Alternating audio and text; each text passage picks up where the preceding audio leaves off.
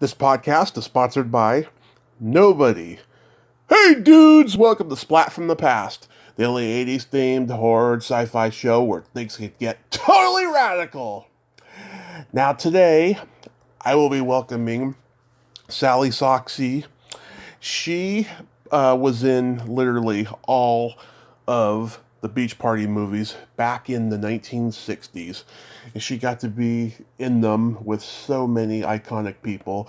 I mean, obviously Frankie and Annette, but she was also in it with so many icons. Everybody from Peter Lorre to Don Rickles to Buster Keaton, Vincent Price and Dr. Goldfoot in his Bikini Machine. Tommy Kirk, who we recently lost. So many great people in those Beach Party movies. And she played Peter Fonda's girl in The Trip, the Roger Corman Jack Nicholson psychedelic classic, which is celebrating its 55th anniversary. And she was also Crosby, Stills, and Nash's personal photographer, and she got to go on tour with them and the whole nine yards there.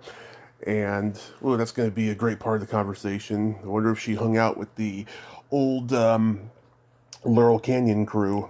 I'll sure find out. And she's out of show business, and she's mostly doing art these days. And we're going to talk about all of that stuff, and I cannot wait. Every day I'm just counting my blessings of how lucky I am with the great people I get to talk to. So yeah, here is my interview with Salli Sachse. Hello, this is Salli. Hey Salli, welcome to the show. How are you today? I'm good and sunny, just like this day. Absolutely. It's a nice sunny day. This is such a great honor. Thank you for taking the time today. Oh, you're welcome. My pleasure. So, going back in time, I know that you began as a model. At what age did you start? Oh, probably 16, 17, here in La Jolla. And was Miss Rough Water Swim and splashing, out of the water and on the front of the program. And then Miss La Jolla, Miss Fairs of the Fair, Miss California Press Photographer, blah, blah, blah, blah.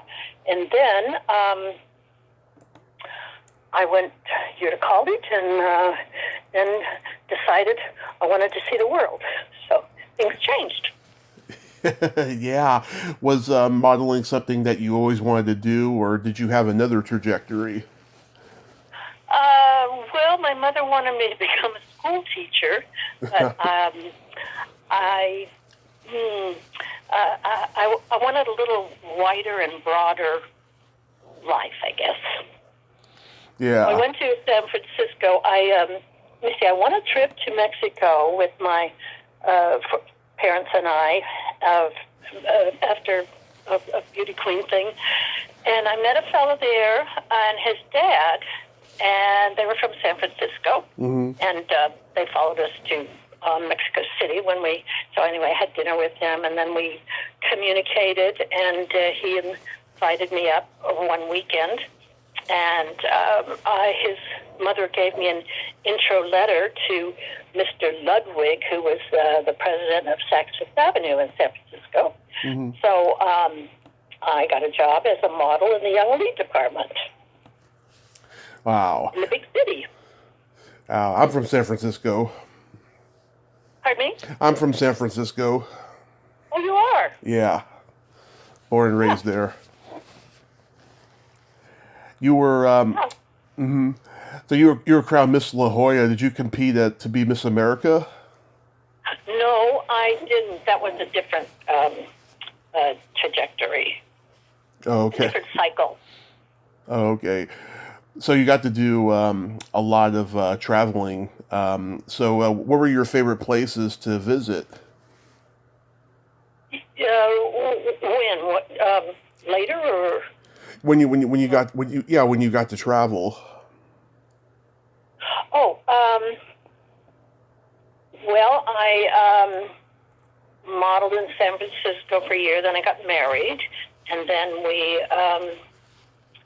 had a honeymoon in Mexico, and then my husband was playing.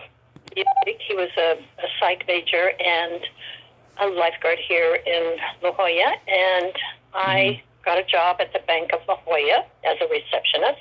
It was a new bank owned by Bill Black. The Black family was quite prominent here in La Jolla. And then I had some friends who were publicizing a cartoon character that they had invented called Hot Girl. Uh-huh. And they went to L.A. to market it, and they went to a movie studio, and they said, well, we can't use it, but why don't you go to American International Films? And so they did, and they liked the Hot Girl, the cartoon character, and so they said, do you know any beach guys and girls? And they said, do we? So they came down to the beach one day and said, who wants to be in movies? And, you know, we all sort of looked and rolled our eyes, and so they selected about 12 of us. We caravanned up in Woodies to Hollywood, and were interviewed at American International Pictures with Sam Arkoff and James Nicholson. And we, you know, changed into our bikinis and stood in a circle around the desk, and they said, okay, you, oh, and you, don't call us, we'll call you. This is Jack Zilardi. He'll be your agent. Yeah. And he later, he was engaged to Annette Funicello. Right. So got a call on Friday saying, report to American International 6 a.m. Monday morning. And so my girlfriend Linda and I were both chosen. So he said, well, get a room at the Hollywood Studio Club. So we did, and that's how it all started. Wow, so did you become an official contract player for American International? Yes, I did. As a matter of fact, I think there were maybe six or eight of us at one time, and we would go on tour. There'd be three groups of three, I guess, nine of us, and one group would do the Midwest, one would do the West Coast, and the other would do the East Coast. And then we'd meet in New York and, you know, have pictures with movie magazines and all sorts of things. It was really fun, very exciting, very exhausting. We didn't know how hard we were working, but we were young and could handle it. So. Yeah, that is so amazing. So the first one was, at least according to IMDb, was Muscle Beach Party. That movie, yes. And so many of those Beach Party movies were directed by William Asher. What was he like? Oh, he was a riot. He was fun. He always had a twinkle in his eye. He'd smoke a cigar, and he'd take a puff, and he'd look around and say, okay, you. He liked to put Linda and I, because we both had long hair and had similar bodies in the scenes on either end of what was either side of the camera, whatever was happening. And he was a lot of fun. He had a good sense of humor. Sometimes his wife, Elizabeth Montgomery, would come on the set if she was, like, filming nearby. And, yeah, he was a lot of fun. He had a good sense of humor, and he just took it real easy. Yeah, I interviewed one of his later wives, Joyce Bulifant. Oh, yeah. Yeah, she's a riot too. I could see where they would both be riots. You know, they were good together there. Yeah, this one has a powerhouse cast. There was Peter Lorre, Buddy Hackett, Stevie Wonder, Dick Dale, Peter Lupus. Yeah. Dan Haggerty in his first movie, Donna Lauren in her first movie. Wow. I mean, you got to be surrounded by just icons, you know, in these movies. I know, and we had no clue. We were from a beach community. We weren't, you know, our noses weren't in the Hollywood hub. Yeah, well, we certainly learned. But they cast 4 of the hottest surfers from La Jolla area in the films, and then there were the Malibu surfers, and so they were kind of like 2 rival gangs, and they had a lot of fun teasing each other on the set. Yeah, I bet. Don Rickles, of course, was in a lot of these. I heard he was a great guy. Oh, my God. We'd be waiting for scenes, and he would keep us in stitches, and we kept having to have our makeup dabbed because our eyes, we were laughing so hard we were crying. He was such a character and such a warm-hearted person. And he just loved teasing Annette and Frankie. Oh, yeah. Such a kick. Yes, yeah. Sure, he was great. I'm sure they were good sports about it. Oh, they loved it. Yes. They were kind of innocent in some ways. So he would catch them and prank them, and everybody enjoyed it. Yeah, did you become close to Frankie and Annette? Yes. Well, actually, I was in Ventura Boulevard one day, and I saw Annette in her little purple convertible, and she said, "Come over to my house." And so she was living with her folks at that time. So I went over, and we had a nice time. She was very friendly, very open, unpretentious, and a really good sport. Aw. Harvey Lembeck, the king of improv comedy, was in these. Did he encourage... Yes, he was a kick. He was always funny and always cracking jokes. We had so much fun on the set because, you have to wait long hours between shots. Sometimes we'd be, had to be camera ready all day, and then they'd shoot us at 4 o'clock in the afternoon. So we had to be touched up all the time. Yeah, it was quite an experience for these La Jolla beach girls and guys. Do you remember anything about Buster Keaton?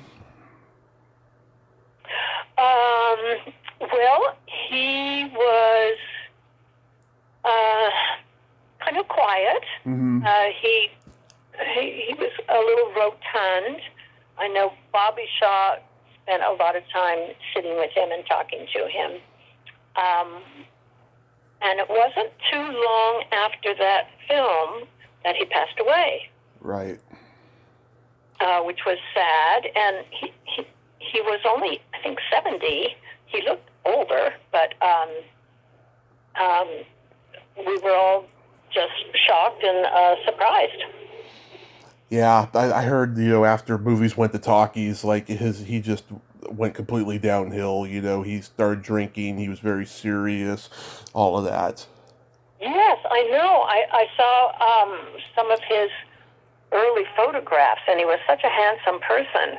But I guess he got put into this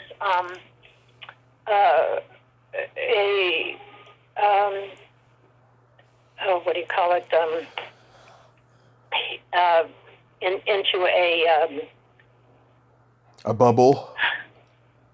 Yeah. And he was, kind of played the crabby guy. Yeah. And he never got out of that. And that's who he was. But I understand that he had a lot of problems. I think he had a couple marriages, and then he probably struggled with depression. And then he snapped to and, started working again. Drinking too, yeah. I actually interviewed the director who directed him in his very last movie, and he had to go up to Canada to do his last, silent film, which was made in '65. That was his last film?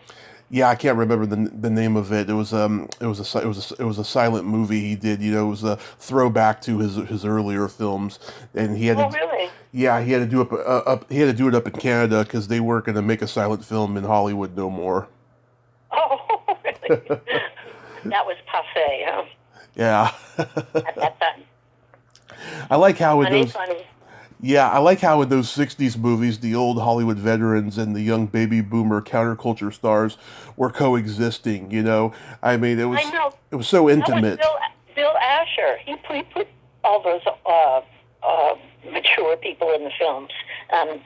He knew them from past work, and it was really fun. It was really fun and bizarre because you had the bikini girls and guys and dancing on the beach and around the campfires, and then you had these very straight people.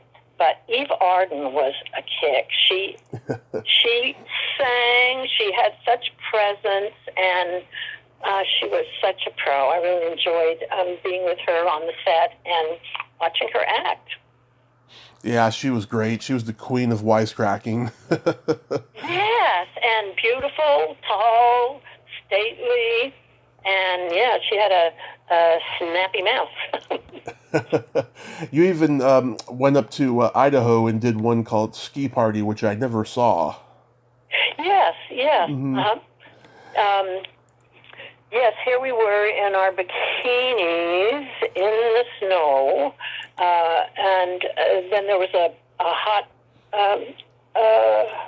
tub, and I think maybe, I don't know if it was a saltwater pool, but it was a place where we could warm up. And let me see, it was Norma Shear lived at the Sun Valley Inn. And that's where we stayed, and that's where, we ate in the grand dining room every night. And Mickey Dora, the bad surfer boy, the bad boy, would started ordering these very expensive desserts, cherries jubilee, and, really taking things to the limit. And the director, got a little put off with that. Don Weiss? No, I don't think it was Don Weiss. I think it was the two brothers. Corman. I thought it was Gene Corman. Oh, okay. Because I remember he got a little hot about the money that Mickey was spending in the dining room. This one was Alan Rafkin. Oh, he was directing that one? He directed Ski Party, yeah. Oh, okay. Got my Cormans mixed up, I guess. Yeah, Dwayne Hickman, who we just lost, was in it. And according to IMDb, James Brown split his pants doing the splits, and that was the only time it ever happened to him. Oh, really? Yeah. I don't remember that, but he was great. He just came bouncing through that door and did his thing, and that's funny. Did you read that somewhere? I read it on IMDb.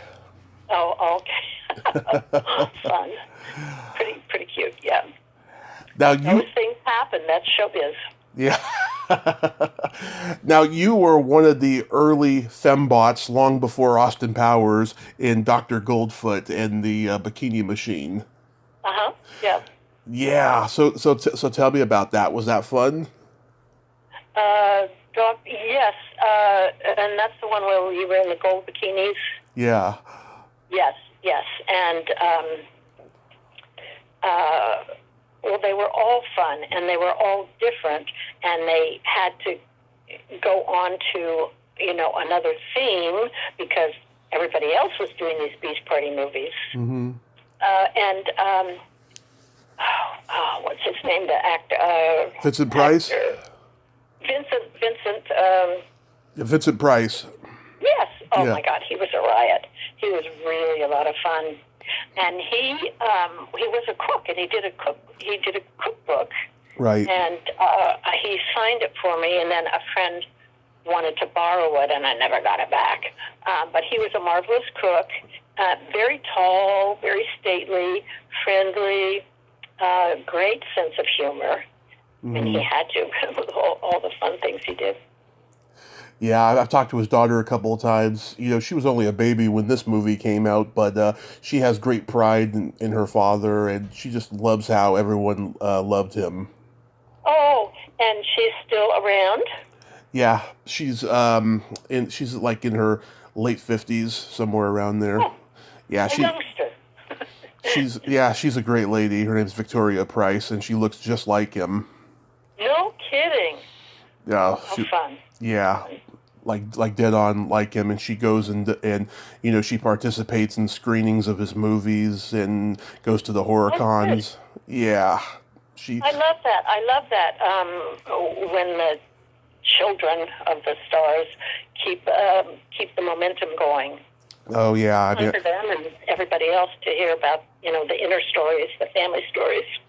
yeah. I've talked to Bela Lugosi and Boris Karloff's daughter Sarah and stuff like that. Classic. That's classic. That's another level of excitement and stories that we hadn't heard before. Absolutely. We also recently lost Tommy Kirk. What can you say about him? I don't remember him that well. I don't think I had a personal relationship. We sat around the set in groups of, who you were working with. But he was a fine person. I just don't remember any details about him.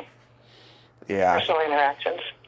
yeah, he had a pretty tragic life himself. I listened to an interview he did about 4 or 5 years ago, and you could just tell he was affected by his past greatly. Oh, wounded, huh? Yeah, I mean, he came out as gay to Walt Disney, and Walt didn't like that, so he let him go from his contract, Oh, and that's why he was oh, doing these low budget movies after that. oh! It was such a shame. Yeah, Yeah, Walt was a little too straight at that time. yeah, I mean, he didn't want Annette to wear a two-piece bathing suit. yeah. He wouldn't let her show her belly button, but yet you could see her belly button a little bit in Muscle Beach Party. Is that where she had kind of a white two-piece on? Yeah, she had There's yeah, one where you can, it dips down so you can see her belly button. yeah, you could see it. You could see it a little bit in that movie, but then after that, yeah, she could not show it at all. It was kind of like with Barbara Eden on "I Dream of Jeannie" at that time. Uh-huh. Yeah. Yeah. It was very straight arrow. Yes, but Things are different now. yeah, but you could show yours in those movies. Oh, yes, we could. Although I think they got smaller, the bikinis got smaller as the more that they filmed, more that they did. Yes, Maureen of Hollywood made some of my bikinis, and the costume from the trip she made. I still have them. A long leopard skin bikini with kind of long panels. Yeah, I just came across it because I recently had to move out of a little cottage that I've been in for 21 years. So I was going through, cupboards and boxes, and so I came up with a lot of old stuff I didn't know I still had. Yeah, could you still fit in it? Well, I didn't even try. Are you kidding? I gotta ask, because some people do.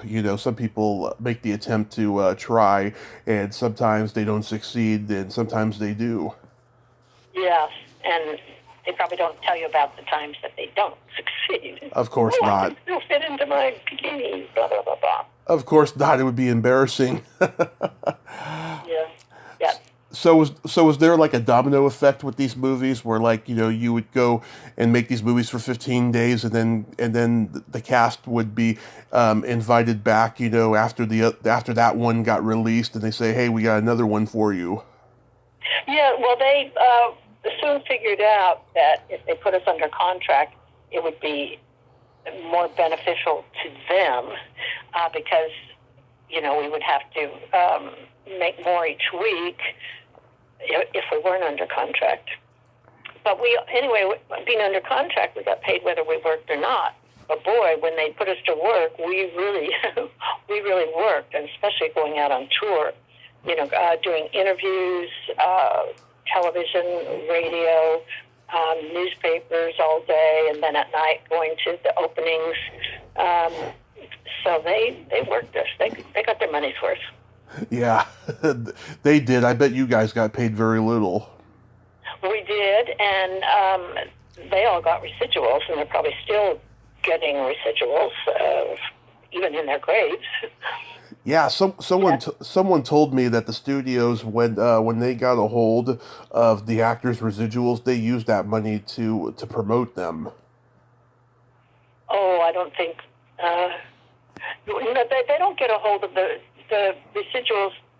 Come from the Screen Actors Guild. They go through that. Oh, okay. Yeah, so they don't get your money before you do. I mean, they do in a way, but no, that money is directly. You earn it. Those residuals, and of course, the directors and producers got residuals, but theirs were gigantic. Right. I remember seeing Bill Asher. I lived in Santa Monica in Ocean Park for a while in the 80s. Yeah, 80s. Mm-hmm. And I saw him on Main Street one day. He was in a convertible, and I don't know, he had a beautiful woman, I guess one of his wives. Yeah. And later, I would see him from time to time, and he invited me to a party. It was a party for one of the actresses. It was kind of a fundraiser, and she was ill, and he invited me to that. He picked me up in I guess he had a driver with an old limousine, so we went to that. Eventually, he moved to Palm Springs, mm-hmm. and he invited Linda and I. He was doing a series in Newport Beach at one of the beach clubs. He was showing a couple of films, and he asked Linda and I mm-hmm. to drive up from La Jolla, or I was coming from LA, and she was coming from La Jolla, mm-hmm. to be there, and he wanted to present this, and that was kind of fun. Oh, that's and cool. Later, I was in touch, periodically with him, and he invited me to come to the desert, and I was practicing hypnotherapy at the time. I'd just taken, some courses on hypnotherapy, mm-hmm. and he wasn't so keen on that, but he played golf all the time, and we drove around in the desert with the top down, and it was just an interesting adventure after all those years. Being old friends, I think he was looking for another wife, but I wasn't interested at the time. Oh. Do you remember anything? Too old for me. Yeah. Do you remember anything about John Cassavetes on Devil's Angels? Oh, yes. He was kind of a crazy guy. Oh, yeah? Yeah, we shot that in, I think, Arizona, and let me see. He was a very outgoing and verbal.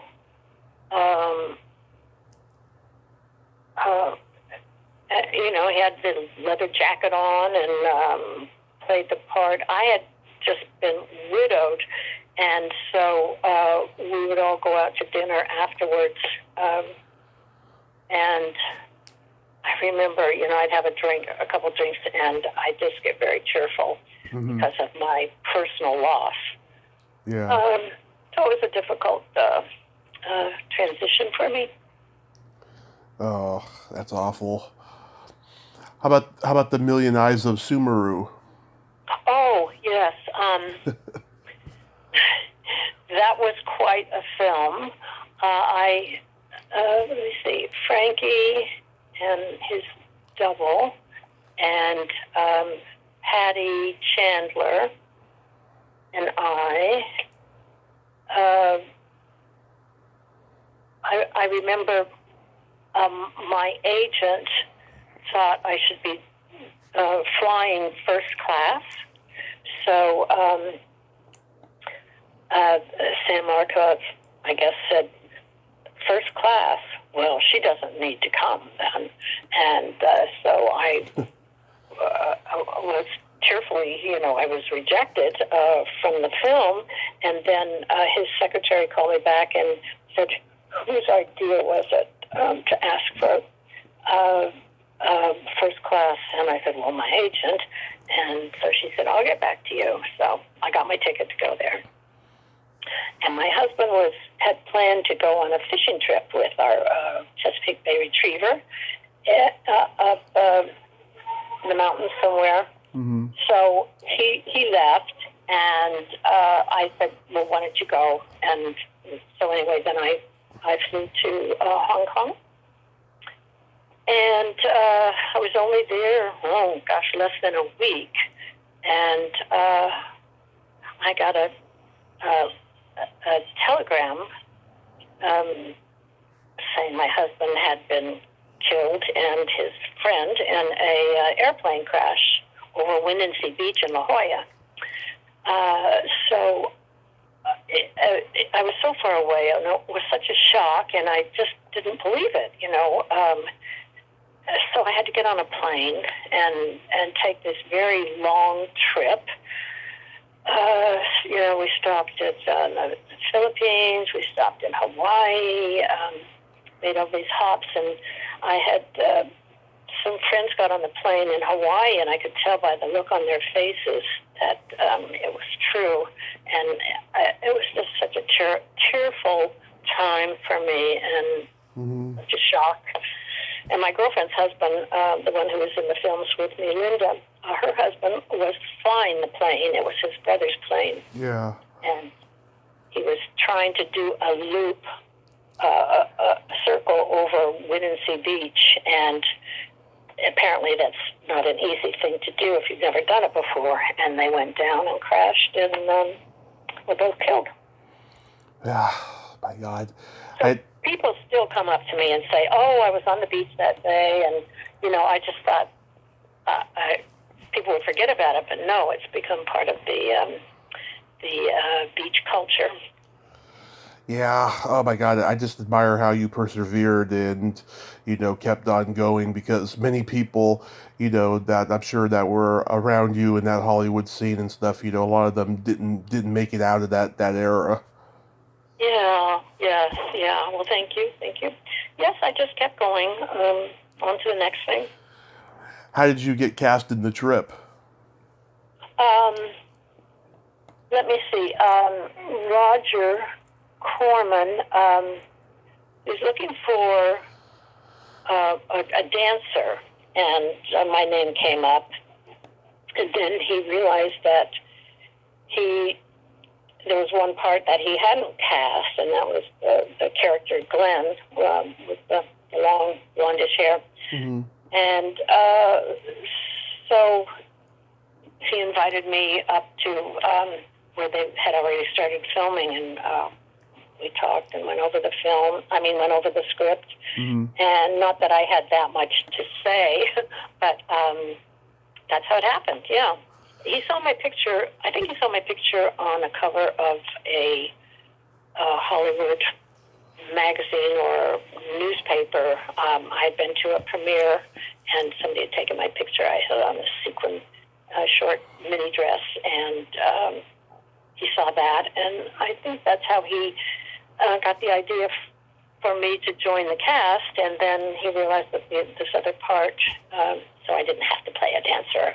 I got a part. I didn't have that many lines, but I was a well-seen character, and that was Peter Fonda and Dennis Hopper, and then Bruce Dernham, no. Bruce Dern. Dern. And it was a very interesting film. We had some scenes we had to go up to. We traveled up to Big Sur for some of the scenes there. Ocean scenes and scenes on the rocks and running through the brush. So it was quite a different. It was the first time not the first time I'd been on a faraway location, but it was just different. Yeah, you and Peter Fonda had great chemistry. Do you remember what you whispered in his ear after, before he walks away in that graffiti apartment that you two were at? I couldn't figure out what to say, so I just whispered something. I don't even know if it made sense, and he had to look like, oh, that, whoa. But I was just, he was married. I didn't want to come on to him, so it was just a decision. I just didn't know what to say to him. Yeah. So he pretended like I said something that was steamy. Yeah. Something shocking. Yes. I guess that was the good actor in him playing that. Yeah. It was a fun movie because it was different from all the other ones. Yeah. And David Crosby's father was the cameraman. Really? And yes, Clem, not Clem.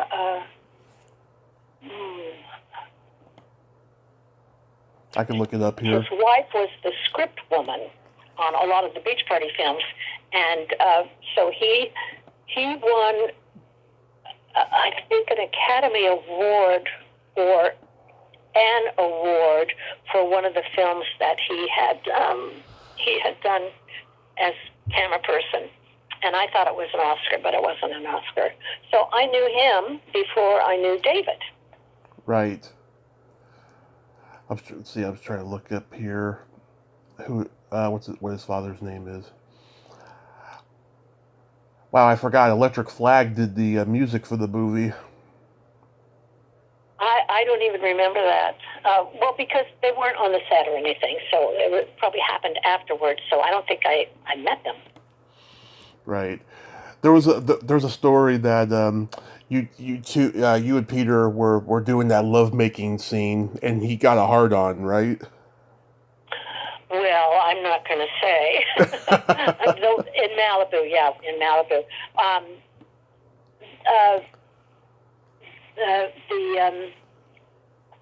The guys working on the film left the room, and so I'm not going to say what did or did not happen, but they were very respectful when they realized that was happening. Yeah. Okay. His name is Floyd Crosby. That's Floyd. Yes, Floyd. Yes, he was a tall, with glasses, kind of a quiet person, but very smart. And his wife, Betty, was his second wife, and she was the script woman, so they worked together on a lot of those films. Yeah. And then later I met David I was in New York with Mary Hughes, and I were doing some publicity work, and Peter Fonda was there doing publicity work for another AIP film. Mm-hmm. And so David Crosby was staying, I don't know if it was that hotel or another hotel. He had the penthouse up there. So Peter invited me to go over. So I met him, and he was. Peter was with his friend John Haberlin, and they had gone to school in Arizona. as I remember. Anyway, it was very interesting, and when I told David that I'd worked with his father, he was, very surprised. Surprised, but not surprised. Yeah, that scene where you two are having the sword and sorcery fantasy cracks me up every time. The what? The sword and sorcery fantasy, with the where you're with the two guys in the forest. Yeah, in the forest. With the dwarf and the fire and the burning, the boiling pot he's stirring. Yes, that was a fantasy scene that was shot in Hollywood Hills somewhere. How was Roger Corman as a director? He was kind of a straight guy. Yeah. He didn't have a great sense of humor. He was very directed towards his work. He wasn't really a playful person. And he was a cheapskate. Oh, yeah. That's how I've heard from many people. He's a cheapskate, yeah. Yeah. And then I saw him once when I lived in Ocean Park in Santa Monica. He was coming down to Main Street to have coffee or breakfast early one morning, and I saw him. And he had a film lot down in Venice, just maybe a mile down the road, where I think maybe he did some filming there, and he kept all the props from his films, because he would use the same thing over and over and over, because he was very thrifty, and he didn't invest a lot of new money in the sets, so he just kept using the old stuff. Yeah, God, he's carved out such an influence, though, to independent filmmakers in Hollywood. It's amazing. He's what did you say? He's done what? He's carved out an influence to independent filmmakers in Hollywood for generations now. It's amazing what he's done. Now I think he's in his 90s. Yeah, he's I think 95 or something. Yeah, amazing. Well, he's a pretty straight guy. He's not a party boy. No, I remember. He left that to the actors. Yes. Yeah, rip it up. Yeah. You played a hippie mother in Wild in the Streets. What do you remember about that? Well, I wasn't on the set all that much. Was that with Tommy Kirk? That was Christopher Jones. Oh, Christopher Jones. Yeah. I don't remember all that much because I wasn't. It was just in maybe one or two scenes, so I wasn't hanging out all the time like we did on the beach fighting movies. You did see Larry Bishop and Richard Pryor come to the set naked to piss off Shelley Winters. No, I didn't. But Shelley was quite a number. Yeah. She had a mouth. Oh, yeah. I've been told about her potty mouth. Yeah. Yes, and she wasn't afraid to use it. So you'd F off, or if you got under her skin, she'd give you a scratching. The last thing you did acting-wise was an episode of Mannix. How was that? That was very civilized. That was fun. It was kind of in my backyard. The water scenes were shot in the Marina Del Rey. So it was near my house, my apartment. It was fun. It was kind of big time. Television goes a little faster than the movies, so you got to be snappy. But I wish that I had done more. At that time,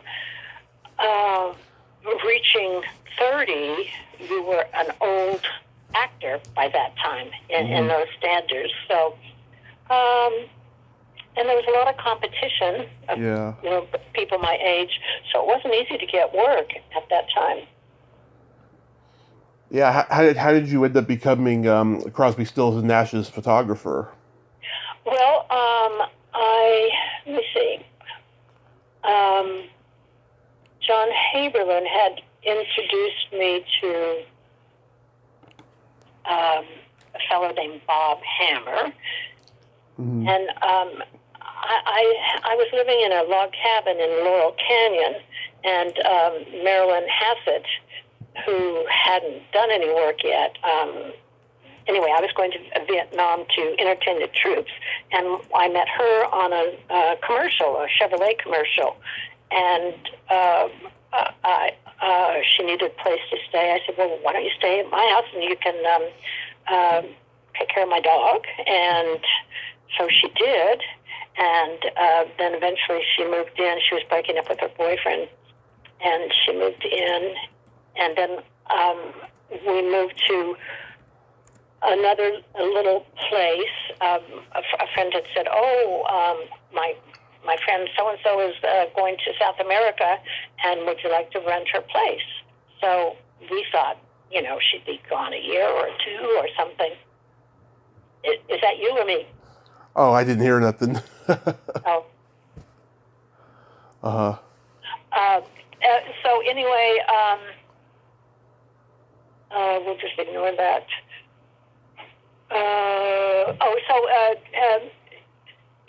John introduced me to Bob Hammer. Bob Hammer was living at Peter Tork's house, Mm-hmm. which was the house that Mr. Peepers, Wally Cox, lived in. It was a big white two-story house with a huge living room, swimming pool, sauna, a pool house. And at the time, the woman whose house it was coming back, and we were shocked because she was only gone for 3 months. And so Marilyn and I both were kind of, yikes, what do we do? So anyway, I was invited to move into the community there. It was, there were about 11 people living there. Peter Tork had just finished with the Monkees, and he had a music room. One of the rooms downstairs, he put Oriental rugs, hung them up to soundproof the room, and all these musicians would come. Crosby, Stills, and Nash. Stephen Stills Mm-hmm. would come over and just lock himself in the music room with a couple of candy bars for like 24 hours. He'd just play and play and play and play. So lots of people came to the house, and let me see.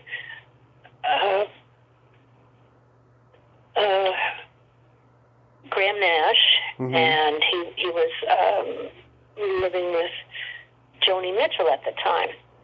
And so Owsley, who lived in San Francisco, he was Mr. LSD. Okay. He came down with a trunk load of steaks, and he said, you guys look, we were all vegetarian, eating vegetarian, brown rice and vegetables. He said, you guys look like you need some steaks. So we had this big dinner with steak, and we put down these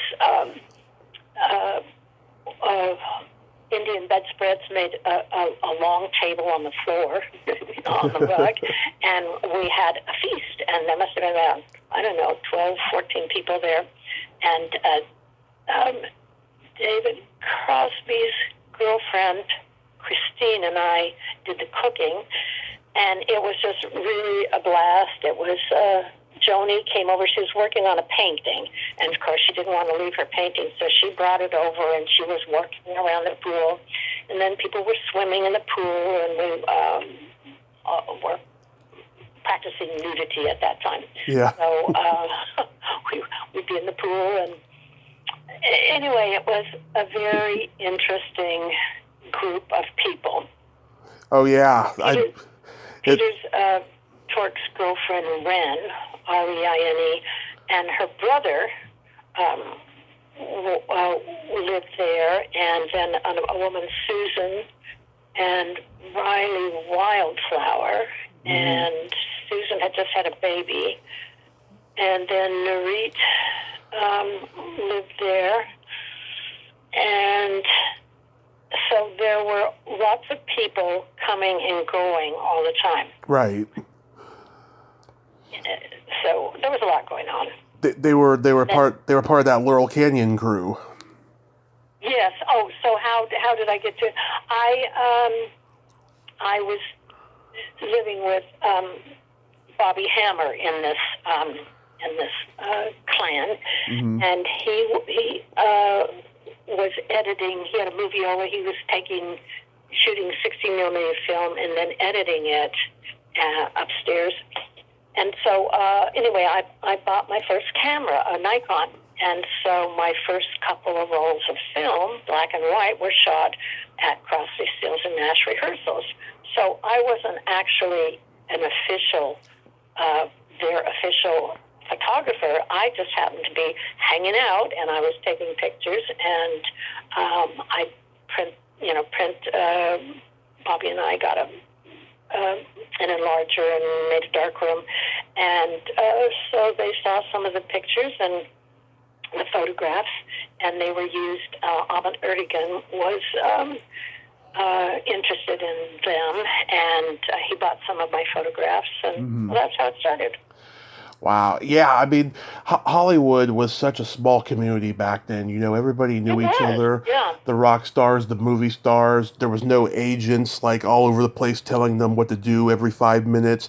You know, it was just a much more intimate business back then, you know, but now it's just so fragmented. Oh, yes. It's tunneled out all over. Did you know Frank Zappa and his crew? I did what? Did you know Frank Zappa and his crew? I met Frank, as a matter of fact, when I lived in Laurel Canyon, he lived down the street on the corner of Laurel Canyon Boulevard across from the Canyon store. And I didn't know him then, but later I was dating his agent or manager, and so I met him, and then still later I was living in Holland, in Amsterdam, and he came he did a tour there, and so I have a photograph of him doing. I started a project of self-portraits in the 70s. And so he did one for me. So. Yeah, I think that was a wonderful image you captured on their first album. Was that their concept, to be on that purplish couch? Oh no. Actually, that was an abandoned place. I remember how they found it. But they wanted to do some pickup shots, and when they went back, it was gone. Oh, you went on tour with them, right? Yes. As a matter of fact, I went to Altamont.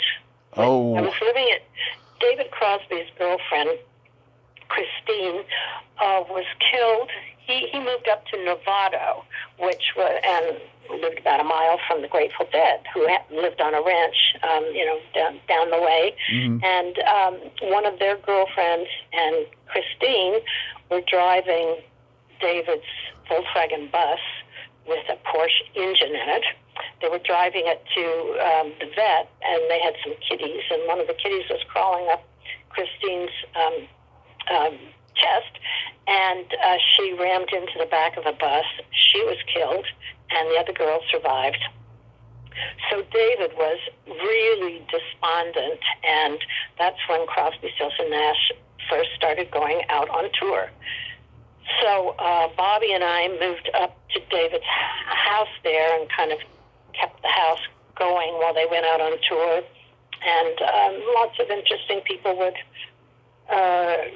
come over. I know David got Mama Cass back one time from a tour, and I remember Bobby and I did some modeling in San Francisco, but I didn't have a steady job or anything, so we were always a little strapped for cash. So when David and Cass came back off the tour, the first thing she did was go to the supermarket, and she came home with, it was when peanut butter first was manufactured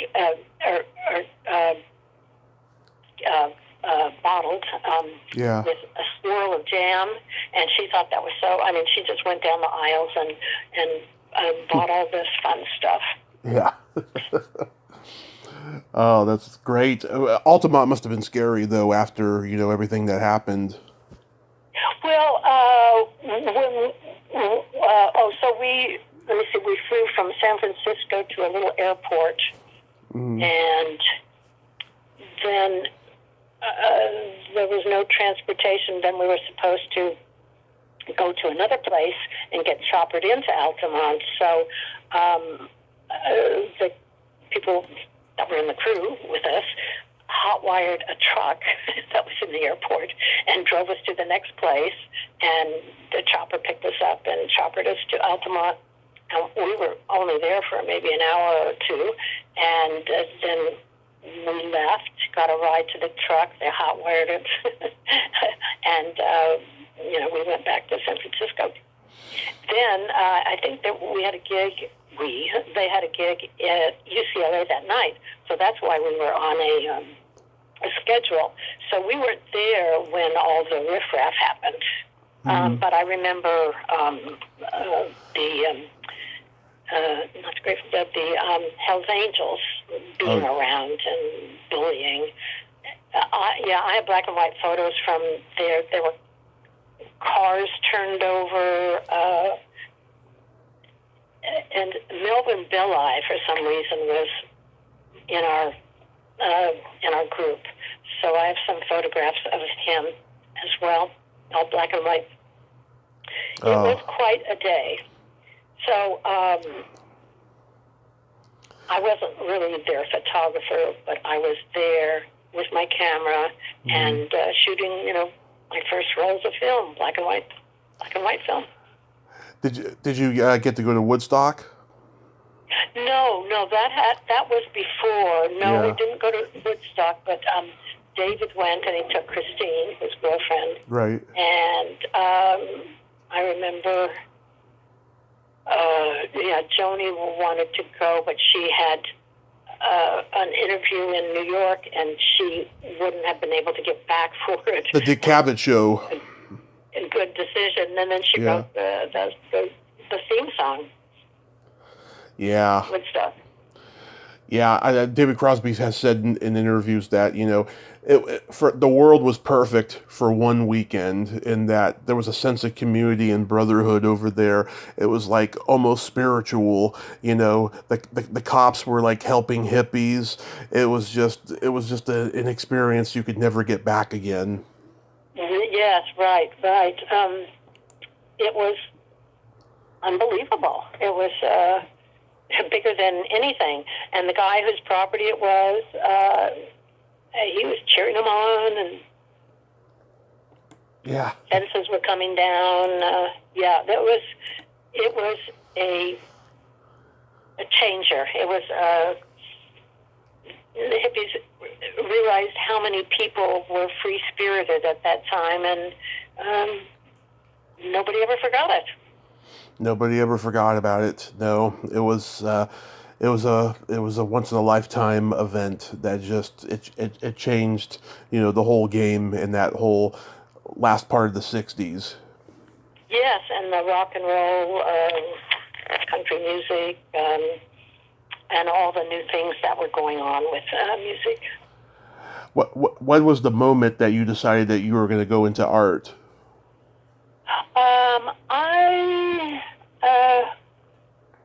I was always interested in art, but I had so many other interests. I never stopped and focused on art until I was widowed. And then I started drawing and painting. drawing, and then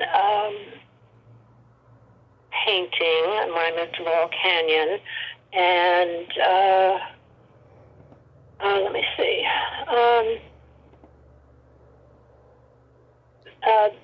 Well, I just started buying paints and doing paintings of Crosby, Stills, and Nash, on stage. Mm-hmm. And then I went to Europe eventually, and that's when I started seriously studying painting. Mm-hmm. And then I got a fine art degree when I moved back to Los Angeles from Otis Parsons. And then I got my master's in psychology. I thought I wanted to be a therapist. Mm-hmm. So I had so many interests. I just hopped around and kept learning and doing new things and expanding. Yeah, Photography, some sculpture, and just really opening my eyes and getting an education as an adult. Yeah. I took a look at your website. You paint so beautifully, Sally. You really do. Thank you. Yeah, I love the pomegranates and the sunsets. Those are gorgeous. You even did some beach stuff in there. Yes, I did.